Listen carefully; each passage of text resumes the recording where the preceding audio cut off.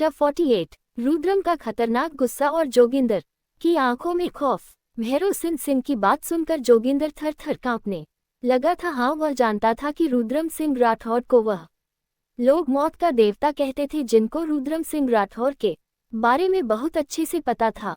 और यही हाल आज जोगिंदर का हो रहा था, जो उसने इतना बड़ा कांड किया था। मतलब सीधा हुकुम सा के ऊपर गोली चलाई थी, और अगर हुकुम सा ने उसे तलाश लिया तो उसकी यमराज से मुलाकात पक्की है। इस बात से कोई भी जानकारी नहीं सकता, चाहे भैरव सिंह हो या फिर जोगिंदर हो या फिर कोई और दुश्मन।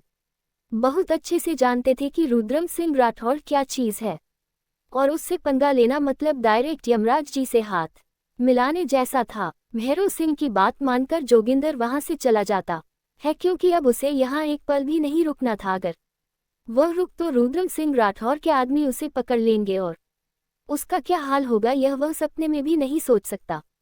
आखिर उसने राजस्थान के हुकुमसा पर पीठ पीछे वार किया था, और रुद्रम को यही बात नहीं पसंद थी। उसे सख्त नफरत थी ऐसे लोगों से जो पीठ पीछ वार करते सी। जोगिंदर वहां से भैरव सिंह के बंगले से निकलकर वह जल्द से जल्द यहाँ से जाना जाता था, वह निकल गया था। लेकिन कहते हैं ना, अब क्या करना जब चिड़िया चुग गई खेत। वही हाल हुआ। पहले तो शेर के मुंह में हाथ डालकर उसे उकसाया और उसे पर पीठ पीछे वार किया, और जब वह घायल हो गया और अब ये गीदड़ भाग रहे थे।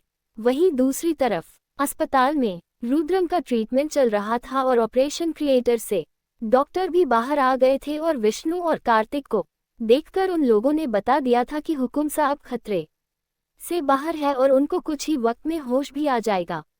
जिसे सुनकर दोनों सुकून की सांस लेते हैं, वरना तो दोनों डर गए थे। ऐसा नहीं था कि रुद्रम पर पहले ऐसे बार पीछे से नहीं हुआ था, ऐसे बहुत बार हुआ था, लेकिन कभी रुद्रम इतनी बुरी तरह से जख्मी नहीं हुआ था जितनी बुरी तरह से आज हुआ था। जोगिंदर ने उसे 2 गोली मारी थी, एक उसके सीधे हाथ के वहां को छूकर गुजारी थी, और दूसरी उसके ठीक दिल के ऊपर लगी थी, जिसे उसकी जान को खतरा तो था। लेकिन अब डॉक्टर ने क्या दिया है कि वह खतरे से बाहर है और उन्हें कुछ ही वक्त में होश आ जाएगा। ये जानकर दोनों काफी खुश थे, और वही विष्णु और कार्तिक ने पहले ही अपने गार्डों को इंस्ट्रक्शन देख दिए थे, जगह जगह फैला दिया था कि वह जोगिंदर को किसी भी हालत में ढूंढकर लेकर आए। वहीं दूसरी तरफ 7 स्टार होटल मीरा का रूम।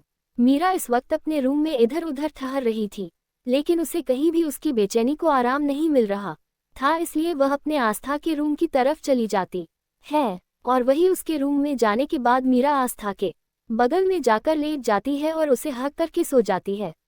आस्था भी मीरा को नींद में ही अपने पास देखी है, तो उसे अपने करीब करके गले लगाकर प्यार से उसके सर पर हाथ फेरते हुए उसे सुला देती है। वहीं दूसरी तरफ हॉस्पिटल, रुद्रम को इस वक्त वीआईपी रूम में शिफ्ट कर दिया गया था। रुद्रम के चेहरे पर मास्क लगा हुआ था और उसकी हार्टबीट मॉनिटर में शो हो रही थी, और रुद्रम पूरी तरह से शर्टलेस लेता था, क्योंकि उसके दिल के करीब चोट आई थी तो वहां पर ड्रेसिंग हुई थी, और वही सीधे हाथ में भी चोट आई थी तो वहां पर भी पट्टी बंधी हुई थी। वहीं दूसरी तरफ वही हवेली, जहां इस वक्त ठाकुर हवेली लिखा हुआ था, और उसके सामने ही कई लोगों की लाश पड़ी हुई थी, जिन्होंने इस वक्त सैनिकों के कपड़े पहने हुए थे। और उल्लासों के बीच एक आदमी अपनी बाहों में मौजूद उसे लड़की को देख रहा था, जो काफी ज्यादा जख्मी हालत में थी। उसकी मांग में सिंदूर, गले में मंगलसूत्र, चेहरा एकदम पीला पड़ चुका था दर्द से। उसे लड़की को भी गोली लगी थी और चाकू भी लगी थी, चोट के निशान थे जो तलवार से लगे थे, और गोली भी लगी थी, लेकिन वह खुद को संभालते हुए अपनी बाहों में मौजूद उसे लड़की को संभाल रहा था।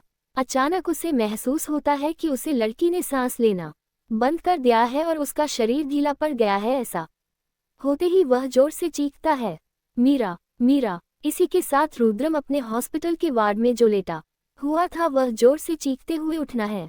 उसका दिल इस वक्त बेतहाशा धड़क रहा था, और अगले ही पल कुछ ऐसा होता है जिसकी उम्मीद किसी ने नहीं की। असल में हुआ ये था कि रुद्रमा जब होश में आया तो उसे काफी ज्यादा बेचैनी हो रही थी, लेकिन उसने खुद को संभाला और अपने हाथ से सिरिंज निकाल कर फेंक दी उसने, और तुरंत बेड से उतरकर अपने आप को संभालते हुए एक हाथ उसे जगह पर रखता है जहां उसे चोट आई थी, क्योंकि वह हाथों से दुख रहा था, लेकिन अपनी चोट की परवाह न करते हुए हो वार्ड का डोर ओपन करके बाहर निकल जाता है। वही बाहर मतलब वार्ड के बाहर विष्णु और कार्तिक खड़े थे और उनके साथ बॉडीगार्ड की पूरी टीम खरीदी थी। वह लोग कुछ बात पर डिस्कशन कर रहे थे कि उतने में ही वर्ल्ड का डोर ओपन होता है और रुद्र शर्टलेस ही उसे रूम से बाहर आता है। उसके चेहरे का एक्सप्रेशन बहुत ज्यादा सर्द थे और उसकी आंखें इस वक्त बहुत खतरनाक लग रही थी।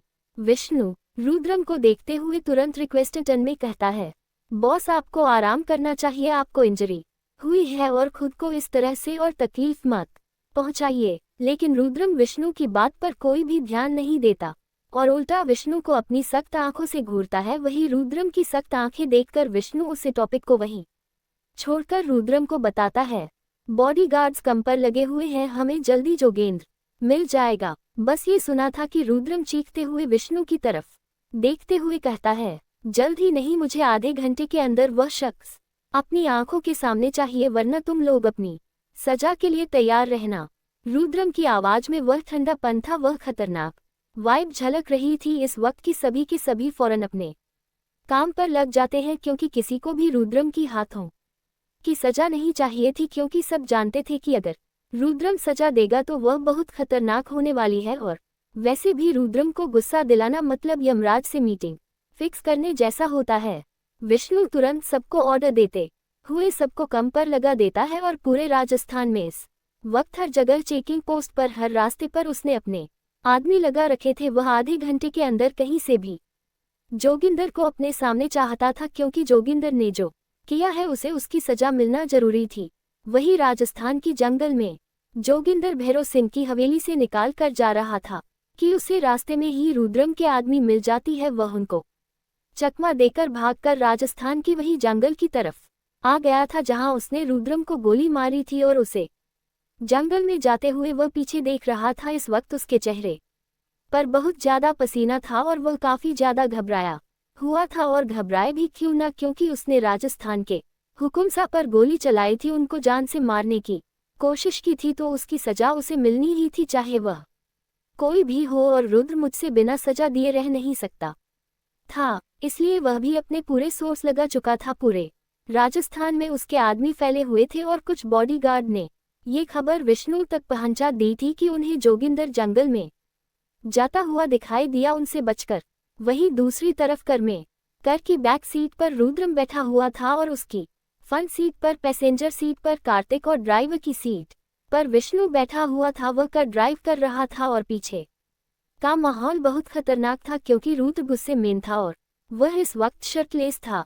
उसके बगल में ही उसकी वाइट शर्ट रखी हुई थी, लेकिन उसने पहना नहीं था अभी। उसे माहौल में अजीब सी शांति छाई हुई थी कि उसे अजीब सी शांति को तोड़ते हुए विष्णु का फोन रिंग करने लगता है और विष्णु फोन उठाकर जब बात करता है तो उसे कुछ पता चलता है। वह फोन रखकर रुद्रम की तरफ देखते हुए कहता है, हुकुमशाह जोगिंदर का पता चल चुका है, वह इस वक्त वहीं पर है जहां पर उसने आपको गोली मारी थी, इस जंगल में मौजूद है। विष्णु की बात सुनकर रुद्रम सिर्फ एक ही जवाब देता है और वह जवाब था फास्ट। उसकी बातों का मतलब समझते हुए विष्णु अपनी कार को तेजी से भागने लगता है उसे रोड पर, और कुछ ही वक्त में वह लोग उसी जगह पर आ जाते हैं जहां पर मुठभेड़ हुई थी और रुद्रम चोटिल हुआ था।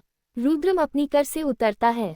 इस वक्त वह अपनी शर्ट को पहनकर उसके बटन्स लग रहा था। उसने ऊपर के 4 बटन खुले छोड़ दिए थे, जिससे उसका सुडौल सीन दिखाई दे रहा था। रुद्रम अपने एटीट्यूड के साथ उतरता है और जाकर उसे सड़क के किनारे खड़ा हो जाता है और अपनी सर्दी नजरों से उसे जंगल को देखने लगता है। और उसी के आगे कई सारे बॉडीगार्ड्स जा चुके थे और कुछ जा रहे थे। रुद्र उनको देखते हुए अपना कदम जंगल में रख देता है। वही उसी के साथ विष्णु और कार्तिक भी उसके साथ जंगल में चल देते हैं। वही जोगिंदर भागते भागते पानी गिरने की आवाज आ रही थी, वह उसे दिशा की ओर बढ़ जाता है तो देखा है वहां पर काफी दूरी पर मतलब एक झरना है, तो जोगिंदर अपना कम उसे झरने की तरफ बढ़ा देता है। वही उसे अपने पीछे कदमों की आहट साफ महसूस हो रही थी, जो बहुत सारे लोगों की थी। जोगिंदर भागते भागते जाकर उसे झील के पास रुक जाता है और उसे इस वक्त बहुत ज्यादा प्यास महसूस हो रही थी, क्योंकि वह लगातार आधे घंटे से ज्यादा भाग रहा था और उसे अपना गला सूखता कांटे की तरह चुभता हुआ महसूस हो रहा था और वह बस पानी पीना चाहता था इस वक्त। और वह वहां पहुंच पाता कि उससे पहले ही जो कदमों की आहट उसे दूर से सुनाई दे रही थी, वह धीरे धीरे नजदीक उसके करीब बढ़ती हुई महसूस हो रही थी, सुनाई द उसके करीब बढ़ती हुई महसूस हो रही थी, सुनाई दे रही कदमों की आहट। और प्यास के मारे अब उससे चला नहीं जा रहा था, क्योंकि वह काफी लंबे वक्त से भाग रहा था, और जब इंसान को प्यास लगती है तो उसे और कुछ कदम चल नहीं जाता। ऐसा ही हुआ जोगिंदर के साथ, उसे चला नहीं जा रहा था, उसे बेइंतहा प्यास महसूस हो रही थी, इसलिए उसके कदम धीमी पड़ गए और जो कदमों की आहट पीछे बॉडीगार्ड्स की थी वह तेज होती जा रही थी, क्योंकि वह बेल्ट्रान बॉडीगार्ड उन्हें बहुत अच्छे से ट्रेन किया गया था कि कैसे मुश्किल घड़ी में सरवाइव करना है, कैसे मुश्किल घड़ी से उन्हें बचकर निकलना है, ये सब चीज़ उन्हें बहुत अच्छी सी दिखाई गई थी। इसलिए उन लोगों को इस चीज़ से फर्क नहीं पड़ रहा था, क्योंकि उन लोगों की ट्रेनिंग का हिस्सा ये भी रह चुका था कि वह कितने घने तक प्यासे रह सकते हैं, बिना पानी के सरवाइव कर सकते हैं। खैर, जोगिंदर की कम अब धीरे धीरे आगे बढ़ रहे थे। अब उसकी हिम्मत जवाब दे रही थी। एक तो उसकी आगे जो उम्र से ज्यादा थी, एक नौजवान उम्र के लोगों में जो जोश होता है वह थोड़ा 50 की उम्र में जाकर कम पड़ जाता है, इसलिए 50 की उम्र में ज्यादा देर भगाना किसी भी आदमी के लिए थका देने वाला होता था। जोगिंदर के सर पर इस वक्त पगड़ी नहीं थी, उसकी पगड़ी गिर चुकी थी भागते भागते, और वह अपनी जान बचाते हुए भाग रहा था, लेकिन उसने हिम्मत नहीं हारी थी। वह भाग रहा था, लेकिन उसके कदम अब जवाब दे रहे थे, और इसी का फायदा उठाकर उसे बॉडीगार्ड जो रुद्रम के थे वह अपने गिरफ्त में ले लेते हैं। जोगिंदर जो सोच रहा था कि वह रुद्रम के कर से बच जाएगा, लेकिन ऐसा हो सकता है भला रुद्रम के कर से कभी कोई बचा है जो आज बचेगा? कुछ ही वक्त में वहां रुद्रम का भी आना होता है। रुद्रम चलते हुए आकर ठीक जोगिंदर के सामने रुकता है, और जोगिंदर उसके सामने घुटनों पर बैठा हुआ था। वह जूता को देखकर अपनी नजरें उठाकर रुद्रम को देखा है तो एक पल के लिए उसे अपनी सांस से रुकती हुई सी महसूस होती है, क्योंकि रुद्रम इस वक्त बेहद खतरनाक आंखों से उसे घूर रहा था। रुद्रम को यूं घूमता हुआ देखकर जोगिन अपना सर दोबारा झुका लेता है, क्योंकि उसमें ज्यादा हिम्मत नहीं थी रुद्रम की आंखों में देखने की। रुद्रम अपना एक हाथ आगे करता है तो विष्णु उसके हाथ में गन रख देता है, और वह गन रुद्रम जोगिंदर के सर पर तान देता है, और अपनी बेहद खतरनाक आवाज में जोगिंदर की तरफ देखते हुए कहता है, गिद्धों में कब से इतनी हिम्मत आ गई कि वह शेर के जंगल में आकर शेर पर हमला करें, और फिर यह उम्मीद करते हैं कि वह बच जाएंगे। शेर को सिर्फ जख्मी कर सकते हो, उसे मार नहीं सकते। और फिर बेहद खतरनाक तरीके से जोगिंदर को देखते हुए कहता है, तुम्हें क्या लगा था तुम रुद्रम सिंह राठौड़ के ऊपर पीठ पीछे वार करोगे और रुद्रम सिंह राठौड़ को मारकर निकल जाओगे? रुद्रम सिंह राठौड़ वह आग है जिसे बुझा पाना किसी के बस की बात नहीं है, और जो भी उसे हाथ लगाने की कोशिश करता है वह जलकर राख ही होता है। जोगिंदर को कुछ मौका दिए बिना ही रुद्रम गार्ड को इशारा करता है, और गार्ड रुद्रम का इशारा पाकर जोगिंदर का कर उठा देते हैं, और उसका कर उठते ही रुद्रम को उसकी आंखों में अपने लिए खौफ नजर आता है। जोगिंदर की आंखों में अपने लिए ख्वाब देखकर रुद्रम शैतानों की तरह हंसने लगता है, और वैसे ही हंसते हुए कहता है, यही खौफ देखना है मुझे अपनी दुश्मन की आंखों में, और लोग मेरा नाम लेने से भी डरे, मेरी परछाई से भी डरे, क्योंकि रुद्रम सिंह राठौड़ मौजूदगी ही काफी है हर किसी के दिल में खौफ पैदा करने के लिए। और इसी के साथ उसे जंगल में गोली चलने की आवाज आती है, और जोगिंदर वही देर होकर गिर जाता है, और रुद्र अब सेटिस्फैक्शन के साथ मुस्कुराता है। उसके चेहरे पर जो मुस्कुराहट थी वह डेविल मुस्कुराहट, और वह गन विष्णु की तरफ उछलते हुए सीटी बजाते हुए वह हिरने के किनारे आकर खड़ा हो जाता है। कुछ ही वक्त में एक हेलीकॉप्टर उड़ते हुए आता है और इस झील के किनारे के पास रुक जाता है, और रुद्रम उसे हेलीकॉप्टर में बैठकर चला जाता है। उसके साथ विष्णु भी था, और कार्तिक वही जंगल में मौजूद था, और उसे लाश को क्या करना था उसे बहुत अच्छी तरह से पता था। जब 49 रुद्रम की सनक और राजावत फैमिली और राठौर फैमिली का अपने घर लौटना, जोगिंदर भागते भागते जाकर उसे झील के पास रुक जाता है, और उसे इस वक्त बहुत ज्यादा प्यास महसूस हो रही थी, क्योंकि वह लगातार आधे घंटे से ज्यादा भाग रहा था, और उसे अपना गला सूखता कांटे की तरह चुभता हुआ महसूस हो रहा था, और वह बस पानी पीना चाहता था इस वक्त। और वह वहां पहुंच पाता कि उससे पहले ही जो कदमों की आहट उसे दूर से सुनाई दे रही थी वह धीरे धीरे नजदीक उसके करीब बढ़ती हुई महसूस हो रही थी, सुनाई द उसके करीब बढ़ती हुई महसूस हो रही थी सुनाई दे रही कदमों की आहट, और प्यास के मारे अब उससे चला नहीं जा रहा था क्योंकि वह काफी लंबे वक्त से भाग रहा था और जब इंसान को प्यास लगती है तो उसे और कुछ कदम चल नहीं जाता। ऐसा ही हुआ जोगिंदर के साथ, उसे चला नहीं जा रहा था, उसे बेइंतहा प्यास महसूस हो रही थी, इसलिए उसके कदम धीमी पड़ गए और जो कदमों की आहट पीछे बॉडीगार्ड्स की थी वह तेज होती जा रही थी, क्योंकि वह वेल ट्रेन्ड बॉडीगार्ड थे। उन्हें बहुत अच्छे से ट्रेन किया गया था कि कैसे मुश्किल घड़ी में सर्वाइव करना है, कैसे मुश्किल घड़ी से उन्हें बचकर निकलना है, ये सब चीज़ उन्हें बहुत अच्छी सी दिखाई गई थी। इसलिए उन लोगों को उस चीज़ से फर्क नहीं पड़ रहा था, क्योंकि उन लोगों की ट्रेनिंग का हिस्सा ये भी रह चुका था कि वह कितने घंटे तक प्यासे रह सकते हैं, बिना पानी के सरवाइव कर सकते हैं। खैर, जोगिंदर की कम अब धीरे धीरे आगे बढ़ रहे थे। अब उसकी हिम्मत जवाब दे रही थी। एक तो उसकी आगे जो उम्र से ज्यादा थी, एक नौजवान उम्र के लोगों में जो जोश होता है वह थोड़ा 50 की उम्र में जाकर कम पड़ जाता है, इसलिए 50 की उम्र में ज्यादा देर भगाना किसी भी आदमी के लिए थका देने वाला होता था। जोगिंदर के सर पर 10 वक्त पगड़ी नहीं थी, उसकी पगड़ी गिर चुकी थी भागते भागते, और वह अपनी जान बचाते हुए भाग रहा था, लेकिन उसने हिम्मत नहीं हारी थी। वह भाग रहा था, लेकिन उसके कदम अब जवाब दे रहे थे, और इसी का फायदा उठाकर उसे बॉडीगार्ड जो रुद्रम के थे वह अपने गिरफ्त में लेते हैं। जोगिंदर जो सोच रहा था कि वह रुद्रम के कर से बच जाएगा, लेकिन ऐसा हो सकता है भला रुद्रम के कर से कभी कोई बचा है जो आज बचेगा?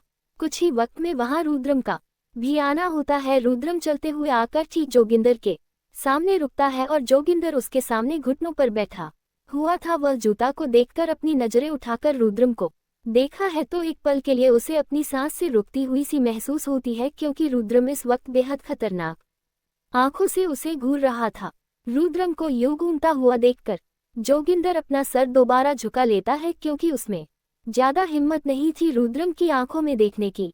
रुद्रम अपना एक हाथ आगे करता है तो विष्णु उसके हाथ में गन रख देता है, और वह गन रुद्रम जोगिंदर के सर पर तान देता है, और अपनी बेहद खतरनाक आवाज में जोगिंदर की तरफ देखते हुए कहता है, गिद्धों में कब से इतनी हिम्मत आ गई कि वह शेर के जंगल में आकर शेर पर हमला करें, और फिर यह उम्मीद करते हैं कि वह बच जाएंगे। शेर को सिर्फ जख्मी कर सकते हो, उसे मार नहीं सकते। और फिर बेहद खतरनाक तरीके से जोगिंदर को देखते हुए कहता है, तुम्हें क्या लगा था तुम रुद्रम सिंह राठौड़ के ऊपर पीठ पीछे वार करोगे और रुद्रम सिंह राठौड़ को मार कर निकल जाओगे? रुद्रम सिंह राठौड़ वह आग है जिसे बुझा पाना किसी के बस की बात नहीं है, और जो भी उसे हाथ लगाने की कोशिश करता है वह जलकर राख ही होता है।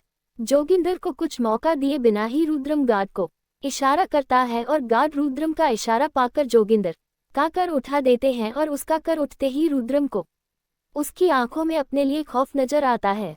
जोगिंदर की आंखों में अपने लिए ख्वाब देखकर रुद्रम शैतानों की तरह हंसने लगता है, और वैसे ही हंसते हुए कहता है, यही खौफ देखना है मुझे अपनी दुश्मन की आंखों में, और लोग मेरा नाम लेने से भी डरे, मेरी परछाई से भी डरे, क्योंकि रुद्रम सिंह राठौड़ मौजूदगी ही काफी है हर किसी के दिल में खौफ पैदा करने के लिए।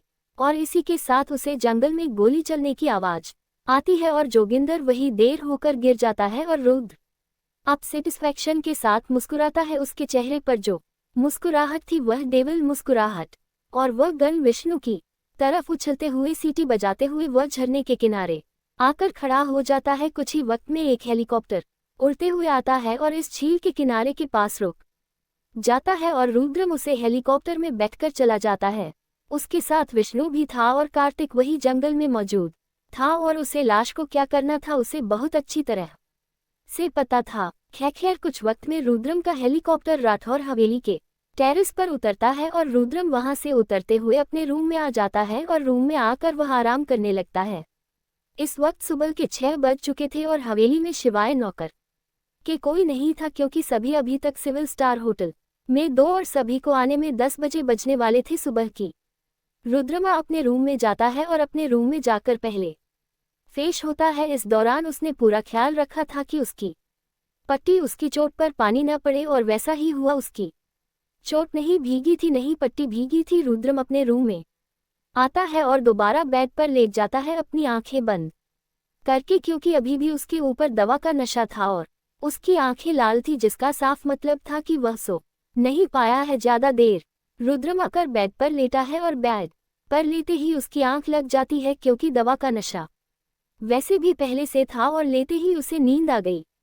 वहीं दूसरी तरफ 7 स्टार होटल सुबह के 7 बजे चुके थे और सभी फ्रेश होकर नीचे रेस्टोरेंट में मिले थे। सब इकट्ठा थे क्योंकि सभी को यहाँ से ब्रेकफास्ट करके किसी को हवेली जाना था तो किसी को ऑफिस जाना था। जेंट्स ऑफिस जाने वाले थे और सारी लेडीज हवेली जाने वाली थी, पुलिस स्टाफ, इसलिए सभी ब्रेकफास्ट करते हैं। इस दौरान 8 बजाते हैं। 8 बजे बजाने के बाद सब अपने रूम में जाते हैं, पैकिंग वगैरह करके दोबारा से सब लोग मिलते हैं। मिलने के बाद सब लोग हवेली की तरफ चले जाते हैं। इस दौरान दयानंद जी और अभिनंदन जी ने रुद्रम से कांटेक्ट करने की पूरी कोशिश की थी, लेकिन रुद्रम का फोन स्विच ऑफ आ रहा था, क्योंकि रुद्रम ने अपना फोन स्विच ऑफ कर रखा था। सब लोग हवेली आ जाते हैं। ठाकुर हवेली अभिनंदन जी को लगा था कि रुद्रम किसी काम की सिलसिले में गया हुआ है, किसी को भी सच्चाई नहीं मालूम थी और सभी 7 स्टार होटल से आकर अपनी रूम में चले जाते हैं आराम करने के लिए, क्योंकि रात की थकावट अभी तक थी सबको और सब पहले ही ब्रेकफास्ट कर चुके थे और अभी लंच में काफ़ी टाइम था, तो इसलिए सारी लेडीज भी अपने रूम में पहुंच गई थी। लेकिन अस्वस्तिका जी का मन सुबह से अशांत था, ना जाने क्यों उनको अजीब अजीब ख्याल आ रहे थे। वह एक बार रुद्रम को देखना चाहती थी, लेकिन दादाजी ने बताते हैं कि रुद्रम यहाँ नहीं है। खैर, विष्णु ने दादाजी को फोन करके बता दिया था कि ऐसी ऐसी बात हुई है, ये चीज़ हुई है, तो दादाजी भी का ज़्यादा कुछ रिएक्ट नहीं किया था। वह नॉर्मल ही सबके सामने बिहेव कर रहे थे, लेकिन उनके दिल में एक फिक्र थी रुद्रम के लिए कि रुद्रम ठीक होगा। खैर, दयानंद जी तो जानते थे कि रुद्रम बहुत स्ट्रॉन्ग है और वैसे भी वह घर में किसी को नहीं बता सकते थे कि रुद्र के साथ ऐसा हादसा हुआ है। चही दूसरी तरफ राजावत हवेली सभी लेडीज घर आकर अपने रूम में आराम कर रही थी और चही मीरा का मन अभी भी अशांत था। वह काफी कोशिश कर रही थी समझने की आखिर उसे इतनी बेचैनी वयों हो रही, जबकि वह कल रात वाला इंसिडेंट पूरी तरह से भूल गई थी। टेरेस वाला मेरा अपने रूम में इधर उधर तेल रही थी, लेकिन उसकी बेचैनी कम होने का नाम ही नहीं दे रही थी। इसलिए वह अपने कदम पेंटिंग रूम की तरफ बढ़ा देती है और वहां जाकर देखते हैं तो उसकी दीदी यानी कि आस्था पहले से ही पेंटिंग रूम में मौजूद थी और वह कुछ पेंटिंग बना रही थी। आस्था और मीरा दोनों को ही पेंटिंग का बहुत शौक था। आस्था भी बहुत अच्छी पेंटिंग बनती थी, मीरा भी बहुत अच्छी पेंटिंग बनती थी। वही मीरा भी आस्था के पास जाकर खड़ी हो जाती है और गौर से आस्था की पेंटिंग को देखते हैं तो आस्था इस वक्त अहीर की पेंटिंग बना रही थी और उसने अभी स्टट ही की हुई थी, ज़्यादा नहीं बनी थी। इसलिए मीरा भी जाकर एक प्लेन पेपर ले लेती है और पेंटिंग ब्रश वगैरह सब तो उसके रूम में पहले से ही मौजूद था, इसलिए वह पेपर लेकर चली जाती है अपने रूम की तरफ और दीदी को कंसंट्रेट करने देती है उनकी पेंटिंग पर। आस्था पेंटिंग में इस कदर बिजी थी कि उसे महसूस नहीं होता कि कोई और भी रूम में आया था। मीरा रूम में आए और सीट लेकर चली गई, इस बात का एहसास आस्था को हुआ ही नहीं। वही आस्था पूरी तरह से मगन थी अहीर की पेंटिंग बनाने में, उसके चेहरे पर मुस्कुराहट थी। असल में वह पेंटिंग कल वाली थी जिसमें अहीर और आस्था दोनों हाथ पकड़कर फोटो थी, उसी को आस्था अपनी पेंटिंग के रंग में गुल रही थी। वही मीरा का रूम मेरा इस वक्त धातु लकार उसकी स्टन से अटैच करती है और फिर पेंटिंग बनाने लगती है। वह पेंटिंग बनाते बनाते कुछ यादों में खो जाती है जो उसकी आंखों के सामने बार बार घूम रहे थे। वही ठाकुर हवेली में एक लड़की अपने गार्डन में खड़ी होकर स्टैंड पर व्हाइट शीट लगाए हुए उसे पर कुछ ड्रॉ कर रहे थे और एक शख्स जिसने राजस्थानी शेरवानी पहनी हुई थी वह जाकर उसे लड़की के पीछे से अपनी बाहों में भर लेता है और अपना सर उसके कंधे पर रखकर गौर से उसकी पेंटिंग को देखने लगता है, जो कि किसी और की नहीं उसकी खुद की थी। वह शख्स वैसे ही उसे लड़की को गले लगाए हुए उसकी खुली कमर पर अपने हाथ फिर आ रहा था और उसकी आंखों में इस वक्त प्यार था। और वही वह लड़की जिसने अपने सर पर दुपट्टा नहीं लिया हुआ था और उसने राजस्थानी लहंगा और चोली पहनी हुई थी। उसका दुपट्टा कंधे के एक साइड था, उसकी पूरी कमर खुली हुई नजर आ रही थी। उसकी गोरी खुली कमर पर उसे किसी के हाथ रखते हुए महसूस कर रहे थे, जिससे वह बार बार सहर रही थी और उसका ध्यान अपनी पेंटिंग से हट रहा था। इसलिए वह झुंझलाहट में उसे इंसान कहती है, हुकुम सा मत करिए ना परेशान, प्लीज हमें अपनी पेंटिंग पर कंसंट्रेट करने दीजिए, आप परेशान करने हैं। आपकी वजह से हम अपनी पेंटिंग पर पूरा फोकस नहीं कर पा रहे हैं। वह लड़की कोई और नहीं हुक्मरानी सा थी और उनके बाहों में जो पीछे खड़े थे वह हुकुम सा है और हुक्मरानी। शिकायती लहसुन में हुकुम सा शिकायत करते हैं, वही हुकुम सा जो हुक्मरानी सा को अपनी बाहों में लिए हुए शरारत कर रहे थे। उनके चेहरे पर मुस्कुराहट आ जाती है। हुक्मरानी सारी शिकायत सुनकर इसके बावजूद वह रुकते नहीं है। वह हुक्मरानी सा के कंधे से बोल हटाकर दूसरे कंधे की ओर करते हैं और वही कंधे पर हल्की हल्की किस करने लगते हैं, जिससे हुक्मरानी सा और परेशान हो जाती है और वह गुस्से में हुकुम सा से दूर खड़ी हो जाती है और अपने कमर पर दोनों हाथ रखते हुए अपने गुस्से भरी नजरों से हुकुम सा को देखते हुए कहती हैं, हम आपको कब से कह रहे हैं न कि आप हमें परेशान मत करिए, लेकिन आप है कि बाज नहीं आ रहे हैं। हुकुम सा ऐसे ही अपनी आंखों में दीवानगी लिए हुकुम रानी सा को देखते हैं और वैसे ही अपने कदम हुकुम रानी सा की तरफ बढ़ते हुए कहते हैं, जाना आप जानती है ना कि हमें आपको परेशान करना कितना अच्छा लगता है और हम आपको परेशान ना करें। ऐसा कभी कोई दिन गया है गुजारा है ऐसा कोई दिन नहीं ना, जब आप जानती है कि आपको परेशान किए हुए एक दिन भी नहीं गुजरता, एक लम्हा भी नहीं गुजरता है मेरा, तो आप क्यों नाराज हो रही है हमसे। पहले तो हुकुम सा की आंखों दीवानगी देखकर हुकुम रानी सारी कम ठिठक जाते हैं और वह अपने कदम पीछे लेने लगते हैं। और वही हुकुम सा की अगली बात सुनकर गुस्से में अपना मुंह फूलते हुए कहती है, तो मतलब क्या है आपका, आप हमें परेशान करेंगे। हम अपना काम करें, हमें काम करने दीजिए। आप हमें काम नहीं करने दे रहे हैं, हमें हमारी पेंटिंग को पूरा कर लेने दीजिए, क्यों हमें परेशान कर रहे हैं आप हमें। हुकुम सा वही हुकुम रानी सा की बच्चों जैसी शिकायतें सुनकर हुकुम सा मुस्कुरा देते हैं और वह अपने कदम वैसे ही हुकुम रानी सा की तरफ बढ़ते हैं। इस वक्त वह खामोश थे, लेकिन उनके लब मुस्कुरा रहे थे और उनकी आंखों में जो जज्बात थे, उन जज्बातों को देखकर हुकुम रानी सा को अंदेशा हो जाता है कि हुकुम सा चाहते क्या है। इसलिए वह वैसे ही अपने कदम धीरे धीरे पीछे लेने लगती है और अपने सामने देखती है तो हुकुम सा भी उनकी तरफ कदम बढ़ने लगते हैं और हुकुम रानी सा जल्दी से वहां से भागने लगती है, क्योंकि वह जान गई थी कि अगर वह हुकुम सा के कब्जे में आ गई तो उनका हश्र बहुत बुरा होने वाला है। वही हुकुम सा जो हुकुम रानी सा के चाल से ही समझ गए थे कि वो उनके चंगुल से भागने वाली हैं। इसी का फायदा उठाकर वह हुकुम रानी सा की तरफ दौड़ जाते हैं, लेकिन उससे पहले ही हुकुम रानी सा भाग जाती हैं और इसी दौरान शुरू हो जाती हैं भागम दौड़। दोनों के बीच हुकुम रानी सा आगे थी तो हुकुम सा पीछे थे और हुकुम सा और हुकुम रानी सा के चेहरे पर मुस्कुराहट बनी हुई थी और वही हुकुम सा पूरी कोशिश कर रहे थे उन्हें पकड़ने की, लेकिन हुकुम रानी सा हर बार बच जा रही थी। लेकिन वह हुकुम रानी सा को पकड़ पाते उससे पहले ही कुछ ऐसा होता है कि वो जोर से चीख उठते हैं। आज के लिए इतना ही, मिलते हैं कल नेक्स्ट पार्ट में। आगे सुनने के लिए लाइक एंड सब्सक्राइब करें, कमेंट करके बताएं स्टोरी कैसी लगी। धन्यवाद।